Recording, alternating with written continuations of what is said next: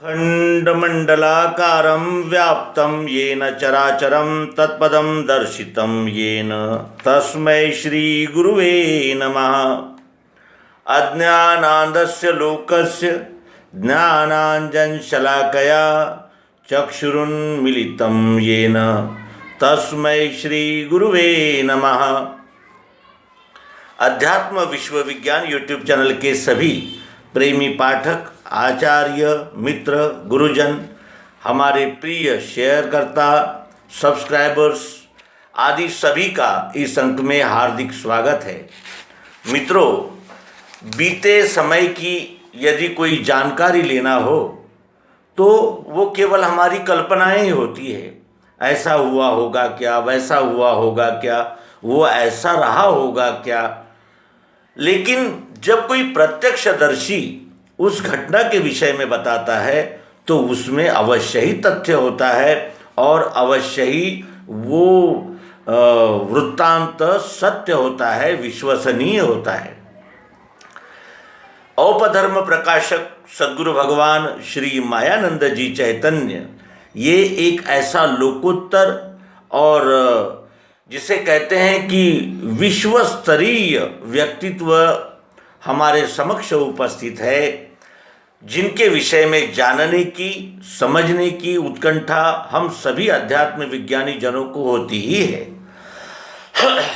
लेकिन प्रत्यक्षदर्शी के वृत्तांत हमारे सामने नहीं आ पाते। आइए आज श्री मायानंद जी चैतन्य का सहवास जिन्हें प्राप्त हुआ है, ऐसे एडवोकेट सखाराम पंत निज सुरे, जो अमलनेर के रहने वाले एक वकील थे और अध्यात्म विज्ञान शाला के यानी जिसे कहते हैं कि उपासक थे और अध्यात्म विज्ञान शाला से जुड़े हुए थे, जिन्होंने मायानंद जी का सहवास प्राप्त किया था और मायानंद जी का एक चरित्र जिन्होंने मराठी में लिखा है, जो भगवान श्री मायानंद जी चैतन्य जीवन चरित्र इस नाम से हमारे सामने उपस्थित है। ये मराठी भाषा में है। आइए इस ग्रंथ से हम मायानंद जी चैतन्य अध्यात्म विज्ञान शाला ओंकारेश्वर के विद्यार्थियों के साथ और अध्यात्म विज्ञान शाला से संबंधित किस प्रकार का व्यवहार करते थे, इस विषय में उनसे जानकारी प्राप्त करें। उपदेश का स्थान श्री मायानंद जी से थोड़े दूर अंतर पर रहता था, क्योंकि विद्यार्थी न घबराते हुए उपदेश करें और वह जो बोले सो श्री मायानंद जी सुन सके, ऐसी सुविधा से उनके उपदेश में जो कुछ कमी रहती थी वे सुधार देते थे। दिव्य दृष्टि के अतिरिक्त और ज़्यादा प्रसंगानुरूप वे पढ़ाते थे, जैसे सर्वसाधारण औषधि, जगत के बारे में जानकारी, व्यवहारिकता और नाना तरह के अनुभव वे बताते थे।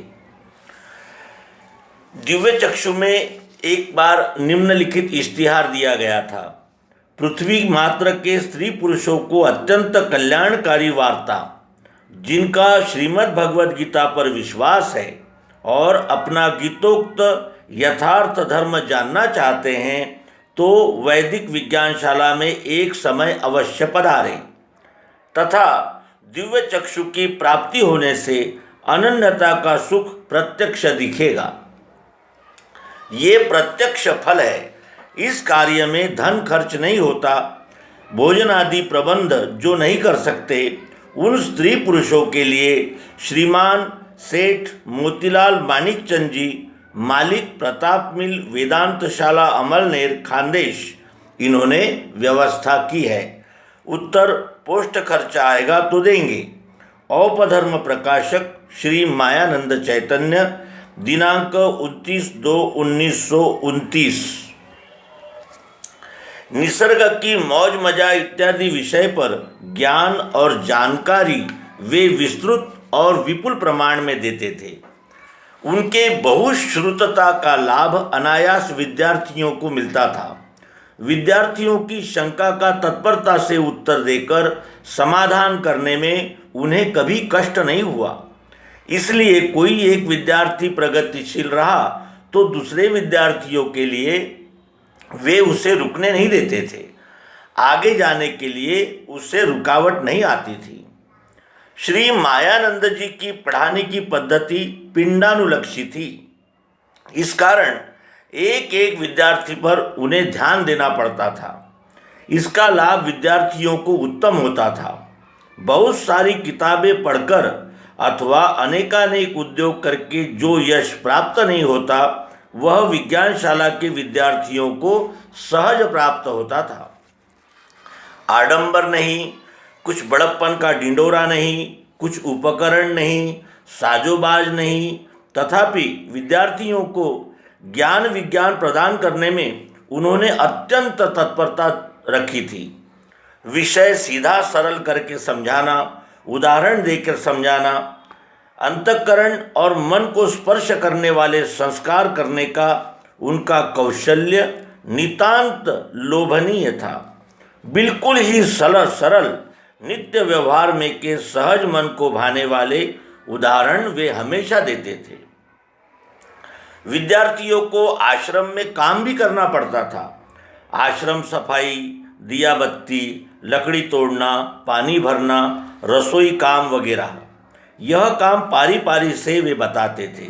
बौद्धिक अभ्यास के साथ शारीरिक कष्ट के अभ्यास के बिना वह हजम नहीं होता, यह उन्होंने स्पष्ट दिखाया। ऐसा कहने में कुछ प्रत्यवाय नहीं। विद्यार्थियों का वे सब प्रकार का ख्याल रखते थे। उसने भोजन किया कि नहीं, तबीयत कैसी है, अभ्यास में क्या पढ़ा, व्यायाम किया कि नहीं, उसे बिछाना और ओढ़ने के लिए कुछ है कि नहीं, ऐसी छोटी मोटी बातों पर भी वे ख्याल देते थे। वर्ण पर आरूढ़ करने हेतु उनके प्रयत्न थे। बीमारी में उनकी शुश्रूषा करना, कभी कुछ पदार्थ तैयार करके उन्हें खिलाना, उन्हें कष्ट न आए इसलिए वे अलग अलग युक्तियां करते थे। कभी हंसाना, कभी प्रसंगानुरूप गुस्सा करना, तो भी उनका उत्साह कम नहीं होना चाहिए, इसके लिए वे दक्ष रहते थे। विद्यार्थी की जात पात, उम्र, सामाजिक स्थान और बौद्धिक दर्जा की तरफ ध्यान न देते हुए समदृष्टि से सबको सन्मार्ग पर लाकर गति देते रहने का अत्यंत कठिन कार्य विद्यार्थी कामचोर निकला तो वे रहने नहीं देते थे।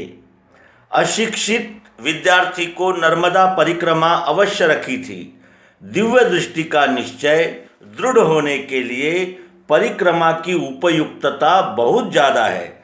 यह पद्धति सूक्ष्म निरीक्षण के अनंतर उन्होंने कार्यान्वित की थी।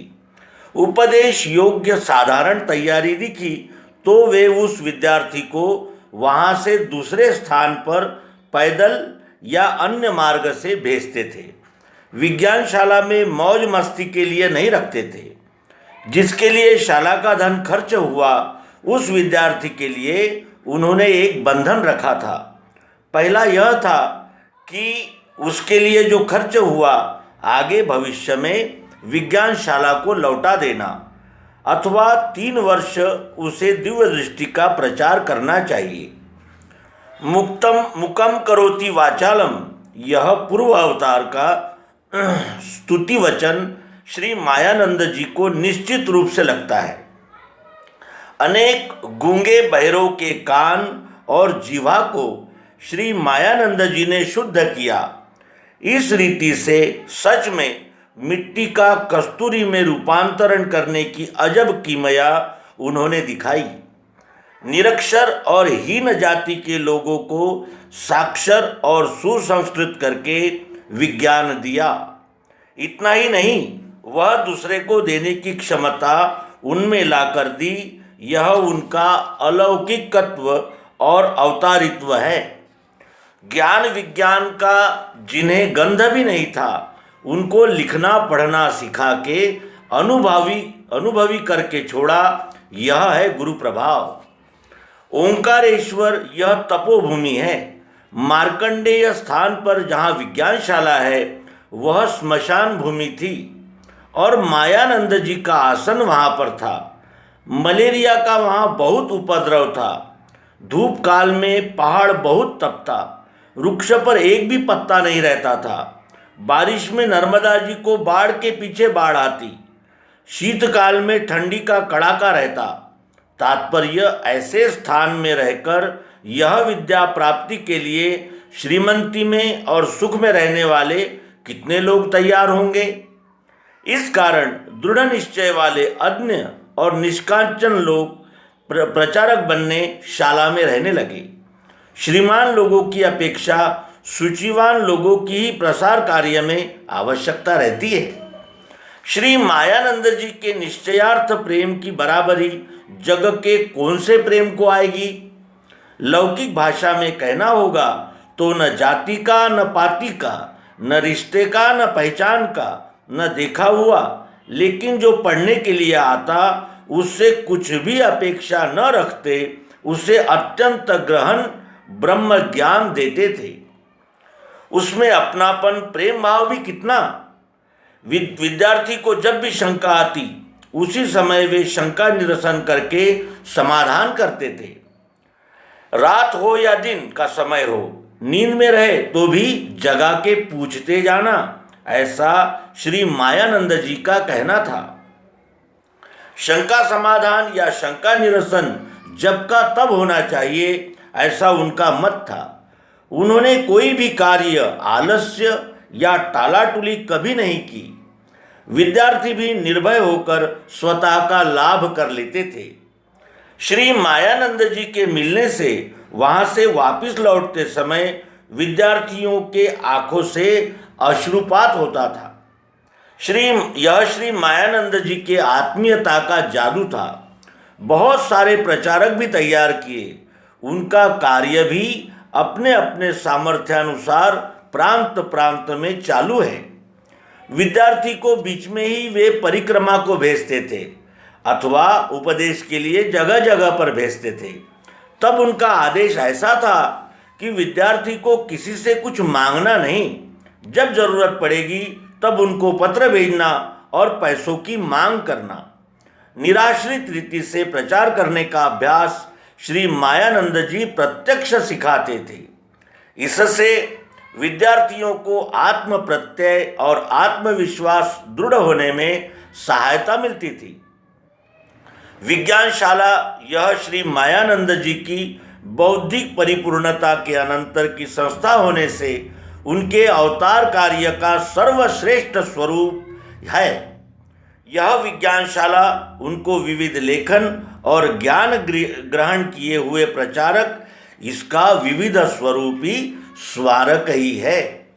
मित्रों, एडवोकेट सखाराम पंत निजसुरे ये भगवान श्री मायानंद जी के अनन्य भक्त, इन्होंने लिखे हुए जीवन चरित्र से हमने ये उद्धरण प्रस्तुत किया, जिसमें हमने विज्ञान के विद्यार्थियों का यानी शिक्षण, उनका मायानंद जी और उनका किस तरह से समन्वय रहता था, इसका हमने इस एपिसोड में ज्ञान लिया, जानकारी प्राप्त की। हम इसी तरह श्री मायानंद जी चैतन्य, इनके जीवन और कार्य के विषय में आप तक जानकारी पहुंचाते रहेंगे।